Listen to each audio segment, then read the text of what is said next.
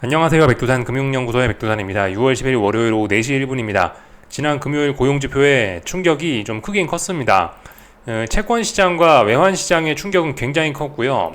주식 시장의 충격은 근데 조금 덜했습니다. 주식 시장은 말씀드렸다시피 지금 금리 인하고 뭐고 매크로적인 변수에 별로 관심이 없고 엔비디아와 마이크로소프트 등등 AI 테마의 뭐 실적, 뭐 앞으로 잘 나간다 이런 거에만 지금 관심이 있는 상황입니다. 그래서 주식 시장과 이 채권 외환 시장의 분위기는 분명히 좀 많이 다릅니다.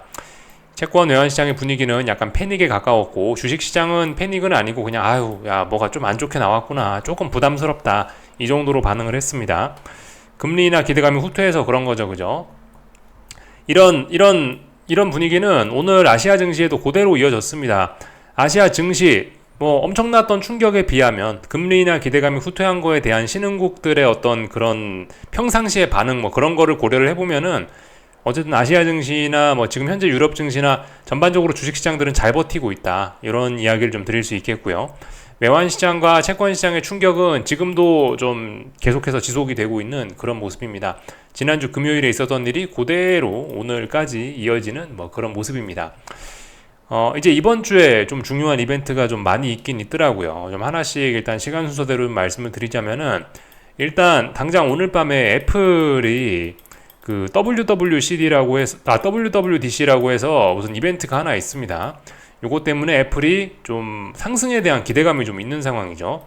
AI, 뭐 애플이 뭐 AI를 한다, 뭐 그런 기대감이 좀 있는 상황입니다. 그래서 이거 조금 주식시장에 또 호재로 작용할 가능성이 일단 좀 있을 것 같아요. 참고적으로 좀 아셔야 되겠고.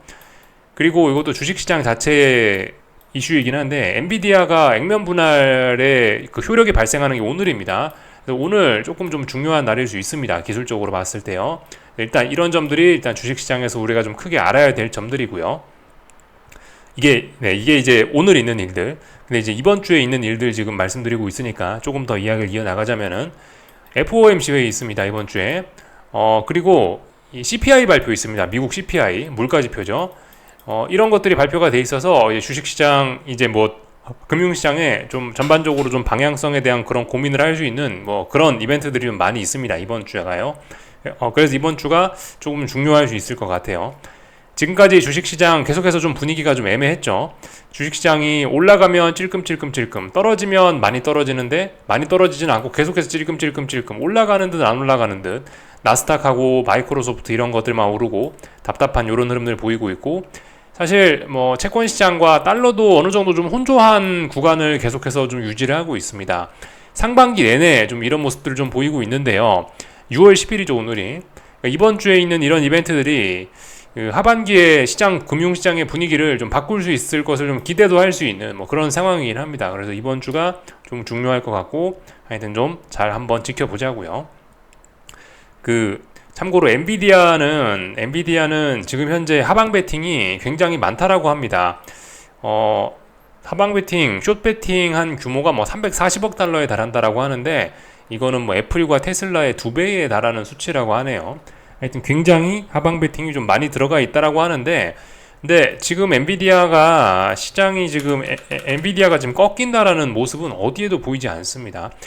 사실 지금 이게 막 엄청나게 오버슈팅이 나온 상황에서 막 거기서 하방 베팅이 많이 늘어났으면은 이건 꺾인다라고 이야기할 수 있을지도 모르겠습니다. 위험하다라고 이야기할 수 있을지도 모르겠는데 지금 이렇게 추세적으로 좀 건전하게 잘 올라가고 있는 상황에서 하방 베팅이 340억 달러 큰 규모로 들어와 있다라는 거는 오히려 그런 하방 베팅이 엔비디아의 상승을 더욱 더 부추기는 그런 요인으로 작용할 수 있습니다.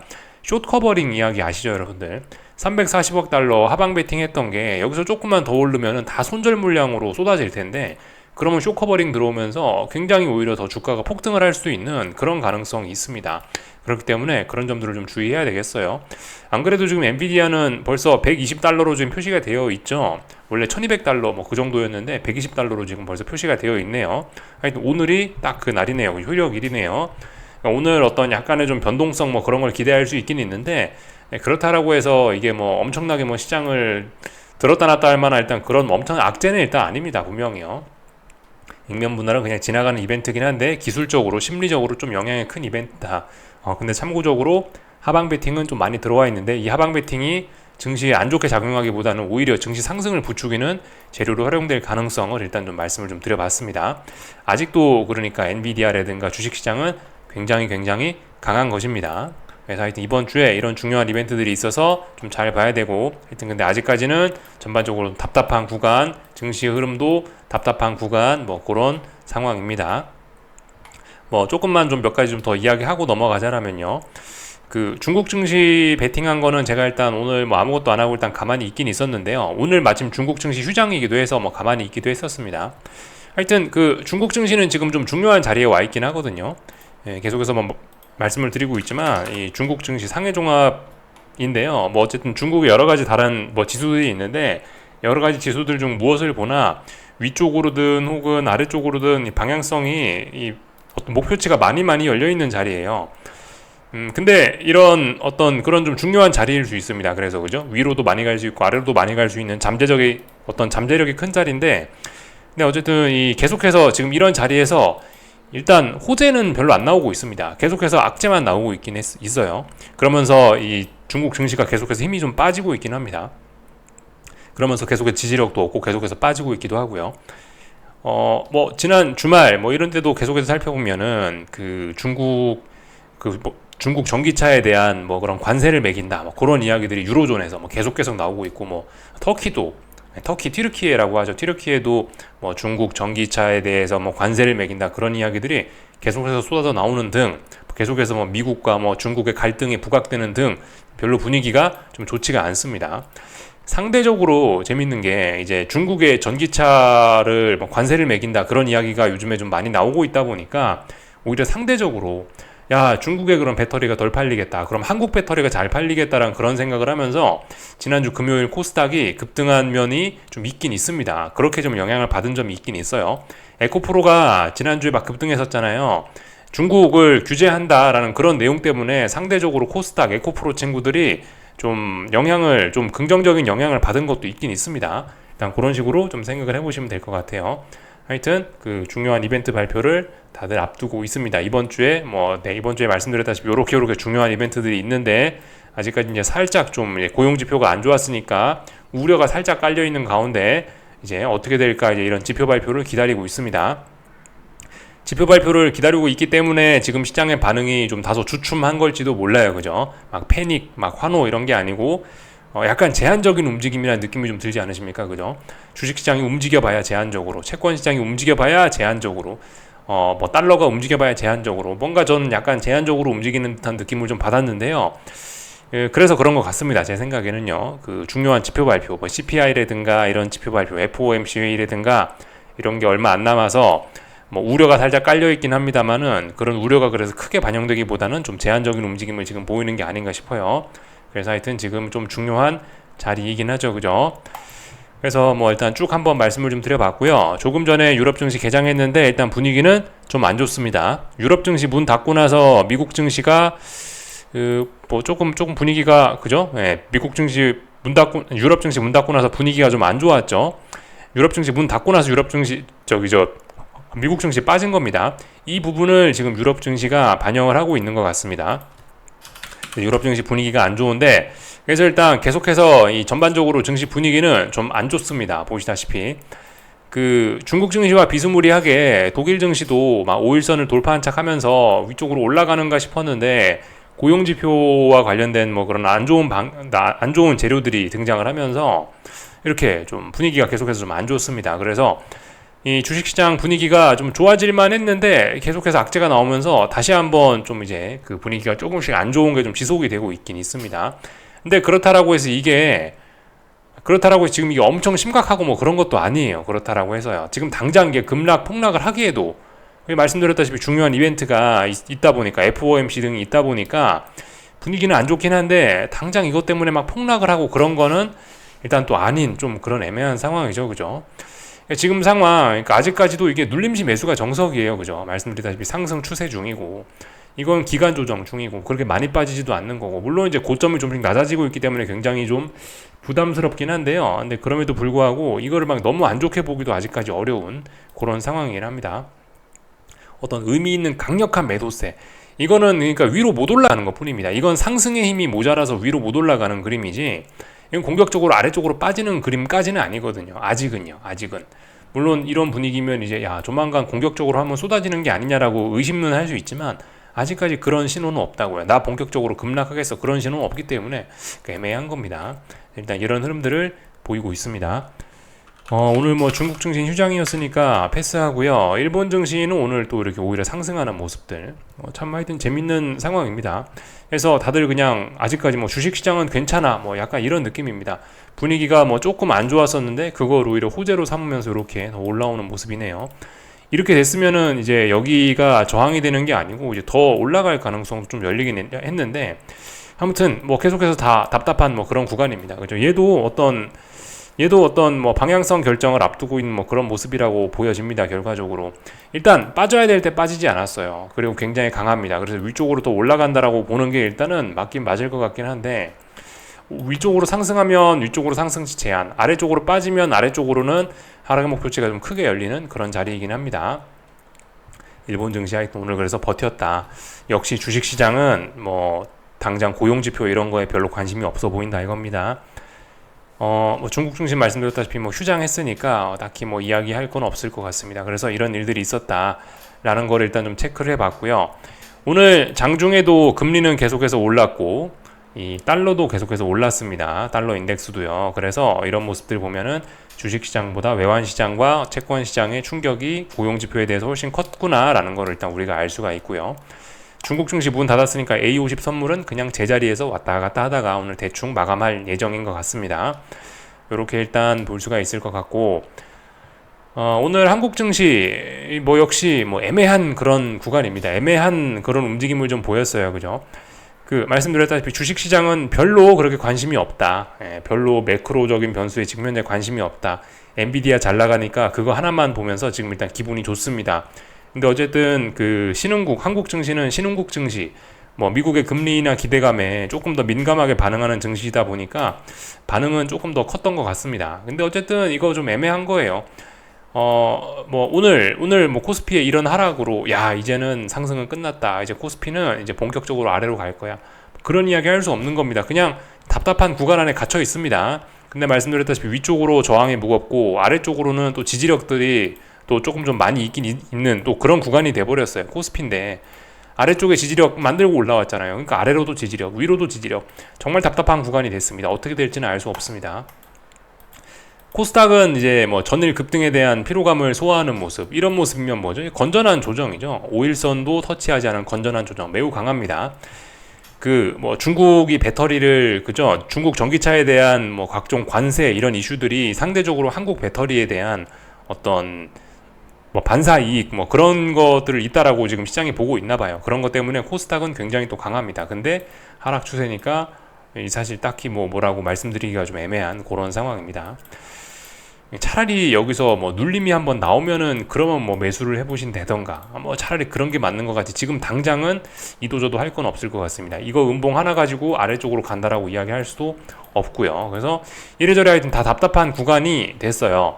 FOMC라든가 뭐 CPI 발표라든가 일단 이런 내용들을 좀 보면은 뭐가 좀 내용이 그러면 앞으로 좀 방향성이 좀 뚜렷이 보이지 않을까라는 생각이 좀 듭니다. 어쨌든 오늘은 고용지표에 대한 제한적인 반응을 보이는 하루였다. 이렇게 일단 볼 수가 있을 것 같습니다. 하여튼 요즘에 코스피는 계속해서 지나치게 변동성만 큽니다. 그리고 이 수급도 보시면 굉장히 투기적이에요. 그죠? 외국인 선물 매수매도 막 하루에 1조 원씩 왔다 갔다 하는데 이게 평상시에는 변동성도 적고 코스피 평상시에는 지금은 평상시가 아니란 이야기입니다. 그러니까 평상시에는 막 외국인 선물 매수가 플러스 마이너스 1조 원, 2조 원이 찍히면은 단기 고점, 단기 저점이었을 가능성이 높은데 지금은 플러스 마이너스 1조 원 찍히는 게 일상이 돼버려가지고 사실 뭐 딱히 뭐 드릴 이야기가 없는 뭐 그런 상황이 좀 돼버린 것 같습니다. 예전에 그죠? 코스피가 비교적 차분하던 그 예전에 몇 년 전에 1조 원, 선물 1조 원 매수와 그죠? 지금의 선물 1조 원 매수는 이게 해석이 좀 달라져야 될 것 같다는 생각이 요즘 좀 들긴 듭니다. 변동성이 그죠? 하루에 선물이 4, 5포인트 움직이는 게 일상이잖아요, 이제. 그러니까 지금 시장 상황이 변동성이 이게 정상은 아닙니다, 이게. 물론 뭐 시장의 움직임을 정상이다, 비정상이다 이야기하는 것 자체가 잘못될 수 있긴 잘못된 것일 수 있는데 아무튼 이게 이제 지금까지 코스피의 뭐 수십 년간 평균적인 있었던 일들의 비교를 하면은 지금의 움직임은 오히려 비정상에 가깝다라고 이야기를 드리는 겁니다. 그래서 변동성 지수가 17, 18에서 내려오질 않고 있죠. 네. 그래서 지금 일단 제가 봤을 때는 그래요.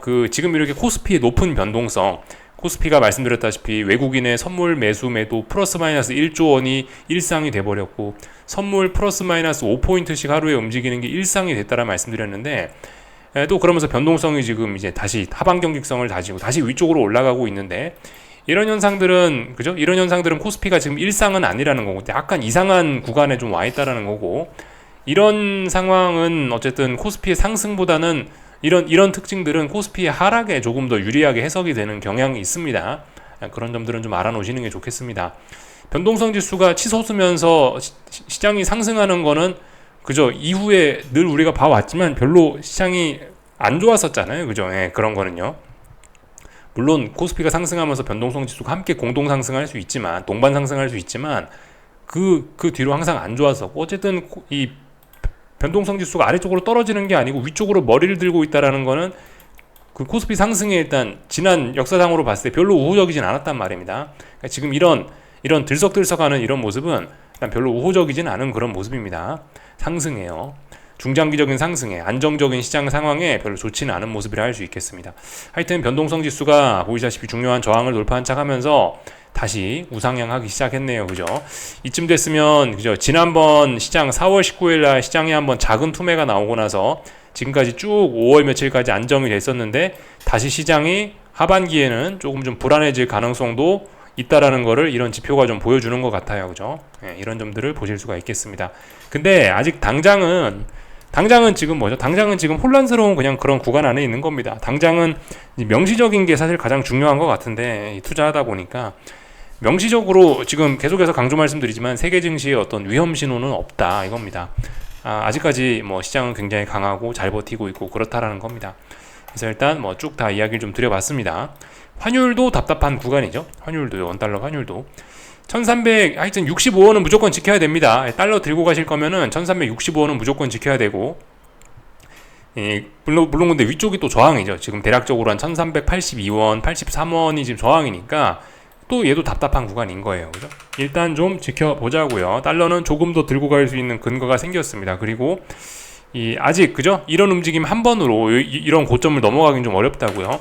상승을 하려면 결국 82원, 83원을 넘어가야 됩니다. 여기 전고점을 넘어가야 여기에 도전하는 건데 여기 못 넘어가고 있으니까 아직 이도 저도 아닌 겁니다. 근데 어쨌든 이 위기를 또 넘기긴 했죠. 달러 보유하신 분들은 65원을 지키고 한번 튀어 올랐으니까 조금 또 여유가 생긴 겁니다. 조금 더 지켜보실 수가 있겠습니다. 하여튼 그래서 뭐 주봉 같은 걸 보시면 원달러 환율을 여기 지금 이제 전고점 여기 쌍고점을 만드느냐 마느냐 테스트하고 있죠. 예, 여기 잘못하면은 이제 환율은 저기 1,500원 볼 수 있는 겁니다. 지금 어쨌든 얘도 비교적 좀 중요한 자리예요. 아래쪽으로 가는 건 솔직히 얘도 조금 좀 제한적이지 않겠나 싶긴 합니다. 위쪽으로도 뭐 아직까지 뭐 제한적이긴 한데 뭐 굳이 따지자면 위쪽으로는 저항이 조금밖에 없고요. 아래쪽으로는 지지력이 많이 있습니다. 그죠? 그런 관점에서 보면 아래쪽으로는 제한적, 위쪽으로는 차라리 더 많이 올라갈 수 있는 목표치가 열린 일단 그런 거라고 보여지긴 하는데, 일단 뭐 당장 답답한 구간이니까 일단 입 다물고 있는 게 그냥 뭐 일단 그냥 조용히 지금 지켜보는 게 좋을 것 같습니다. 다 말씀드린 것 같고요. 뭐 어쨌든 삼성전자 계속해서 좀 약하죠. 하이닉스가 강합니다. 예, 그리고 에코프로 친구들 코스닥이 좀 강할 수밖에 없는 이유들이 있었죠. 그죠? 중국 전기차와 관련해서 그런 이슈들 때문에요. 그래서 중국 증시 자체가 약한 것도 좀 생각을 좀 해보셔야 될 문제인 것 같고요. 하여튼 그래서 오늘 밤 뭐 미국 증시는 뭐 계속해서 뭐 말씀드렸다시피 뭐 특별히 지금 할 거는 없을 것 같습니다. 의미 있는 매도세가 나와야 뭐 아래쪽으로 보든가 하지. 또 뭐 지금 그렇다고 상승을 강하게 하는 뭐 그런 시장도 아니고, 고용지표에 대한 불안감, 우려가 좀 남아있는 시장이기도 하고, 그래서 러셀 지수처럼 약한 친구들은 계속해서 빌빌빌 빠지고 강한 친구들은 딱 버티고 있고, 오늘 밤 애플이 AI에 뭐 진입한다, 애플이 뭐 AI 산업을 뭐 한다, 뭐 그런 뭐 기대감도 좀 있고, 그러니까 참 시장이 애매한 뭐 그런 상황. 결국 미국 증시도 좀 애매하다 뭐 그거죠. 분명히 근데 강하긴 강하기 때문에 특별히 어쨌든 뭐 대응을 할 건 없을 것 같고 그냥 빨리 자면 될 것 같고요. 하여튼 그죠? 이 금리와 달러는 계속해서 이제 그 고용지표의 악영향은 오늘도 조금 좀 이어서 받을 것 같긴 하고요. 근데 그래봐야 그죠? 얘네도 답답한 구간이라고요. 그죠? 답답한 구간. 매물대 갇혔지 않습니까? 위쪽에 저항 있고 아래쪽에 지지력 있고 그죠? 답답한 구간에 갇혔어요. 자, 이번 주 FOMC 등등이 있는데 이제 그런 이벤트들로 인해서 뭐 여기 있는 이런 저점이 깨진다거나 10년 선물입니다. 뭐 어쨌든 뭐 어떻게 되겠죠. 어떻게 잘못되면은 이제 하반기에 시장 방향이 좀 안 좋아질 수도 있고 굉장히 좋아질 수도 있고 그런 상황이 될 수 있을 겁니다. 하여튼 뭐 지켜보자고요. 어떻게 될지는 뭐 당장은 잘 모르겠고 그 오래간만에 여기 금 가격에서 장대 음봉이 나왔네요. 금에서 그죠?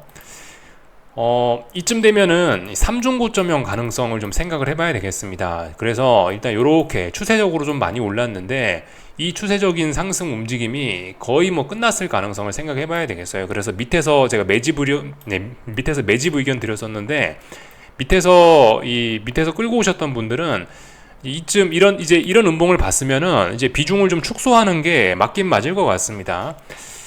이렇게 음봉이 나왔다는 이야기는 일단은 뭐 추세적인 전환 가능성이나 어떤 가격 조정이 깊어지는 가능성을 좀 암시를 하는 거니까 일단은 기존의 보유자분들은 조금씩 좀 비중을 줄이시는 게 맞지 않을까 싶습니다. 물론 뭐 나는 완전 초중장기적으로 들고 가겠다 하시는 분들은 뭐 계속 개기실 수도 있겠지만 수익을 깔고 있다면 계속 개기실 수 있겠지만 하여튼 어느 정도 좀 매매를 좀 하실 분들이다, 보편적인 뭐 그런 분들이다 그러면은 이쯤에서는 일단 더 이상 금값의 상승이 제한되고 있으니까 금 들고 계신 분들은 좀 비중을 좀 줄여보는 게 어떨까 싶긴 합니다. 하여튼 금은 여전히 눌림시 매수입니다.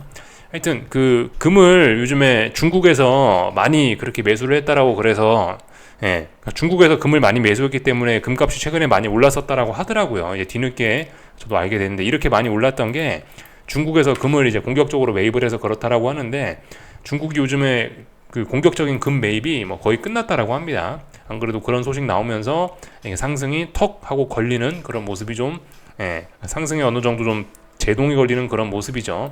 그런 거에 맞게 좀 움직이시면 좋을 것 같아요. 다 본 것 같습니다. 궁금한 거 리플 남겨주시고요. 내일 아침에 뵙도록 하겠습니다. 여기서 마치겠습니다.